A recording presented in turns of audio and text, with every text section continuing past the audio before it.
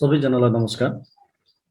आज मैले गोरखापत्रमा आजको दिनमा प्रकाशन भएको गोरखापत्रमा प्रकाशित बुधबारको लोकसेवा आयोग तयारीको लागि महत्त्वपूर्ण हुने कुराहरू लिएर आएको छु र वस्तुगत प्रश्न रहेको छ र वस्तुगत प्रश्नलाई लिएर म उपस्थित भएको छु र यहाँ गोरखापत्रमा प्रकाशित भएका विभिन्न सामग्रीहरूले लोकसेवा आयोग तयारी परीक्षा तयारीका एकदमै धेरै सहयोगी हुनेछ र यसलाई मैले यहाँहरु माझमा प्रस्तुत गर्न लागेको छु। आज मिति 2078 साल साउन 27 गते बुधबारको गोरखापत्रमा प्रकाशित सामग्री रहेको छ।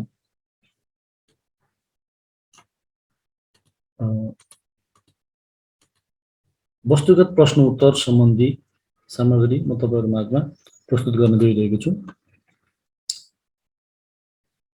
पहिलो प्रश्न रहेको छ, नेपाली राष्ट्रिय क्रिकेट टोलीका पूर्व कप्तान पारस खड्काले अन्तर्राष्ट्रिय क्रिकेटबाट सन्यास लिने घोषणा कहिले गरेका हुन्? विक्रम सम्वत 2078 साउन 19 गते। विक्रम सम्वत 2078 साउन 19 गते उनले सामाजिक सञ्जाल मार्फत अन्तर्राष्ट्रिय क्रिकेटबाट सन्यासको घोषणा गरेका हुन्। उनको नेतृत्वमा नेपाली टोलीले एक दिवसीय मान्यता पाउनका साथै T20 विश्वकपसम्म पुगेको थियो। अर्को प्रश्न रहेको छ, प्रकाशको किरण एक माध्यमबाट अर्को माध्यममा प्रवेश गर्दा बाङ्गिने वा दिशा परिवर्तन हुने प्रक्रियालाई के भनिन्छ? प्रकाशको आवर्तन भनिन्छ। फरक माध्यममा प्रकाशको गति फरक हुने भएकाले प्रकाशको आवर्तन हुन्छ भनिन्छ। यो चाहिँ प्रकाशको आवर्तन भएकाले गर्दाखेरि अथवा प्रकाशको गति फरक हुने भएकाले गर्दाखेरि प्रकाश चाहिँ बाङ्गिन्छ भन्ने कुरा बुझ्नु पर्यो। अर्को छ, सरकारले कक्षा 10 को माध्यमिक शिक्षा परिषद परीक्षा एसी को नतिजा कहिले सार्वजनिक गर्यो? 2077 सालको एसी परीक्षाफल चाहिँ कहिले प्रकाशित गर्यो भनेको। यसको सही उत्तर रहेको छ विक्रम सम्वत 2078 साल साउन 23 गते विद्यालयले गरेको आन्तरिक मूल्याङ्कनलाई आधार मानि नतिजा प्रकाशन गरिएको। यस सुनतिजा अनुसार कुल 4,84,278 जनाले कक्षा 11 पढ्ने अवसर प्राप्त गरेका छन्। राष्ट्रिय परीक्षा बोर्डका अनुसार 5,17,122 जना परीक्षा आवेदन दिएकोमा 32,844 जना परीक्षा प्रमाणीकरणमा छुटेका छन्। ती विद्यार्थी परीक्षामा सहभागी नभएको या बिचैमा पढाइ छाडेको हुन सक्ने आकलन बोर्डको रहेको छ। गत वर्ष पनि कोरोना भाइरसका कारण विद्यालयले नै गरेको आन्तरिक मूल्याङ्कनको आधारमा परीक्षा फल निकालिएको थियो। अर्को प्रश्न रहेको छ, प्रदेश खेलकुद विकास परिषद गठन गर्ने पहिलो प्रदेश कुन हो? प्रदेश नम्बर 3। प्रदेश खेलकुद विकास परिषदको गठन गर्ने पहिलो प्रदेश नम्बर 3 हो। यसले चाहिँ विक्रम सम्वत 2076 साल असार 24 गते चाहिँ यो प्रदेश खेलकुद विकास परिषद चाहिँ गठन गरेको थियो। र अर्को प्रश्न रहेको छ, लेप्चा भाषाको लिपिलाई रोङ भनिन्छ भने तामाङ भाषाको लिपिलाई के भनिन्छ? तमहिङ है। लेप्चा भाषाको लिपिलाई रोङ भनिन्छ भने तामाङ भाषाको लिपिलाई तमहिङ भनिन्छ। कर्मचारी सञ्चय कोषले योगदानमा आधारित निवृत्ति भरण कार्यक्रमको लागि तयार गरेको कम्प्युटर प्रणालीको शुभारम्भ कहिले गरेको थियो? 2076 साल भदौ 31 गते। कोषले विक्रम सम्वत 2076 साल साउन 1 गते यता स्थायी नियुक्त हुने सरकारी सेवाको सम्पूर्ण कर्मचारीका लागि योगदानमा आधारित निवृत्ति भरण योजना कार्यान्वयनको जिम्मेवारी पाएसँगै सञ्चालन तयारी गरेको सन्दर्भमा सो कम्प्युटर प्रणाली बनाएको। यसका साथै आवश्यक अन्य संरचना प्रक्रियागत एवं प्रणालीगत तयारी पनि पूरा भएको कोषले जनाएको छ। कोषमा सञ्चालन भएको रकम कोषले सञ्चयकर्ताको आवश्यकता पूर्ति गर्नको लागि विशेष सापटी, शैक्षिक सापटी, घर मर्मत सापटी, सञ्चयकर्ता सरल चक्र कर्जा जस्ता सापटी सुविधा प्रदान गरेको छ। त्यस्तै मुनाफा रकमबाट सामाजिक सुरक्षा कोष खडा गरी प्रसुति स्याहार, क्रिया खर्च, दुर्घटना क्षतिपूर्ति र सञ्चय कोषकर्ता स्वास्थ्य बिमा कार्यक्रम सञ्चालन गर्दै आएको छ। कोषले मुलुकका पूर्वाधार विकासका लागि विभिन्न जलविद्युत कम्पनी, माथिल्लो तामाकोशी चिलिमे जलविद्युत कम्पनीद्वारा प्रवर्धित विभिन्न जलविद्युत आयोजनामा ऋण लगानी गरेको छ। त्यस्तै नेपाल वायु सेवा निगमलाई विमान खरिद गर्नको लागि ऋण लगानी गरेको छ। कोषले अधिकांश सेयर स्वामित्व सञ्चयकर्ताको रहने गरी वतन कर्णाली जलविद्युत आयोजना निर्माण प्रक्रियामा सुरुवात गरेको छ। कर्मचारी सञ्चय कोष ऐन 2019 अनुसार विक्रम सम्वत 2019 भदौ 31 गते मा यो संस्थाको स्थापना भएको हो भन्ने चाहिँ भनेको छ। अर्को प्रश्न रहेको छ मदर टेरेसाको जन्म कहिले र कहाँ भएको थियो? मदर टेरेसाको जन्म सन् 1910 अगस्त 26 मा उत्तर मेसेडोनिया, उनी अल्बानियन मूलकी हुन्। निधन सन् 1997 सेप्टेम्बर 5 मा चाहिँ भारतमा भएको थियो। भू उपयोग ऐन 2076 अनुसार कृषि क्षेत्र भन्नाले के बुझिन्छ? कृषि, बाली उत्पादन, पशु पन्छी पालन, फार्म हाउस, मत्स्य पालन, माहुरी पालन, रेशम खेती लगायतका कृषिजन्य उत्पादन, बागवानी र वन बाटिका, जडीबुटी र कृषि वनका लागि प्रयोग भएका वा हुन सक्ने जग्गालाई चाहिँ कृषि भूमि उपयोग भनेर चाहिँ कृषि क्षेत्र भनेर चाहिँ बुझिन्छ भनेर बुझ्नु पर्यो। प्रसिद्ध रामधुनी मन्दिर कहाँ रहेछ? सुनसरी। प्रसिद्ध रामधुनी मन्दिर सुनसरी जिल्लामा रहेछ। पूर्व पश्चिम राजमार्गको झुम्का बजारबाट 7 किलोमिटर दूरीमा रहेको यस मन्दिरमा बाला चतुर्दशी, शिवरात्रि, रामनवमी लगायतका महत्त्वपूर्ण पर्व मेला लाग्छ। त्रेता युगमा भगवान राम यही स्थानमा आएर वनवास बसेको किंवदन्ती रहेछ। त्यो बेला भगवान रामले बालेको मानिएको आगो धुनी अहिलेसम्म पनि बलिरहेको छ। साथै मन्दिर परिसरमा रथका पाङ्ग्रा, इनार, सीताले प्रयोग गरेको जाँतो लगायतको महत्त्वपूर्ण ऐतिहासिक वस्तु समेत त्यहाँ पाइएको छ अथवा रहेको छ भन्ने कुरा हो, देख्न सकिन्छ।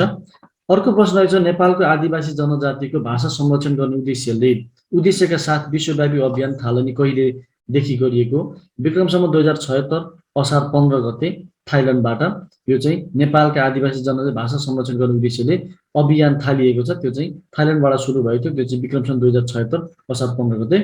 अर्को छ अपरेसन नाइटिङ्गेल भन्नाले के बुझिन्छ? प्राकृतिक प्रकोपबाट पीडित जनतालाई चिकित्सकीय सेवा उपलब्ध गराउन स्थानीय रूपमा सञ्चालित कार्यक्रम। अपरेसन नाइटिङ्गेल भनेर चाहिँ प्राकृतिक प्रकोपबाट पीडित जनतालाई चिकित्सकीय सेवा उपलब्ध गराउन स्थायी रूपमा सञ्चालन गरिने कार्यक्रम भनेर चाहिँ भनेको छ।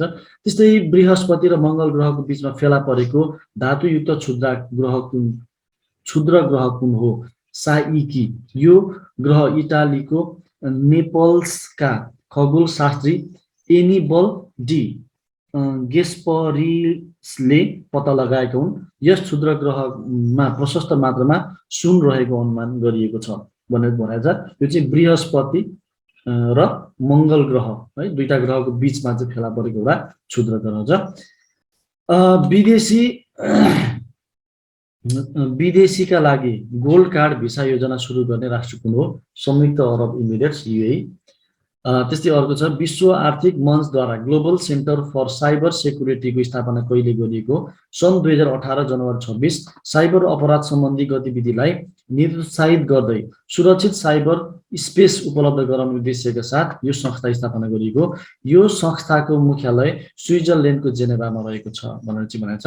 विश्वको सबैभन्दा अग्लो उचाइबाट गरिने बन्जी जम्पको निर्माण कहाँ गरिएको छ? चीन। यो बन्जी जम्प सन् 2020 को उत्तरार्धमा सञ्चालन आएको हो। चीनको वुहान प्रान्त स्थित दुई पहाडको टाकुराको खोजको पिँधयुक्त 430 मिटर लामो पुलमा सो बन्जी जम्प निर्माण गरिएको छ। झाङजिया ग्राउन्ड क्यान्योन ग्लास ब्रिजमा आउने आगन्तुकहरूले आङ नै सिरिङ हुने गरी 260 मिटर उचाइबाट बन्जी जम्पिङ गरेर मनोरञ्जन लिन सक्नेछन् भनेर चाहिँ भनेको छ। अर्को छ प्रिज्मको प्रयोग गरी सूर्यको प्रकाशबाट विभिन्न 7 रङको किरण छुट्याउने प्रक्रियालाई के भनिन्छ? प्रकाश विच्छेदन। सूर्यको किरण भएको 7 रङलाई चाहिँ छुट्याउने प्रक्रियालाई चाहिँ त्यो प्रिज्मको एउटा चाहिँ जुन सहायता लिएर छुट्याइन्छ त्यसलाई के भनिन्छ भनेको प्रकाश विच्छेदन। भित्री ग्रह इनर प्लानेट्स अर्थात् सूर्यको नजिकका ग्रह भनेर कुन ग्रहलाई चिनिन्छ? बुध, शुक्र, पृथ्वी र मङ्गल। यो चाहिँ सूर्यको नजिक रहेका 4वटा ग्रह बुध, शुक्र, पृथ्वी र मङ्गल। बृहस्पति, शनि, अरुण र वरुणलाई बाहिरी ग्रह, आउटर प्लानेट अर्थात् सूर्यबाट टाढा रहेको ग्रह भनेर चिनिन्छ। प्लास्टिक तथा प्लास्टिक जन्य सामग्री प्रयोग गर्न बन्द गर्ने उद्देश्यका साथ हिमालदेखि तराईसम्म प्लास्टिक रहित समाज निर्माण अभियान रारा तालबाट कहिले सुरुवात भएको हो? विक्रमसम्म 2075 मङ्सिर 26 गते। सन् 2030सम्म नेपालमा कुपोषणको दरलाई कति प्रतिशतमा झार्ने लक्ष्य लिएको छ? 14%। सन् 2025सम्म 24%।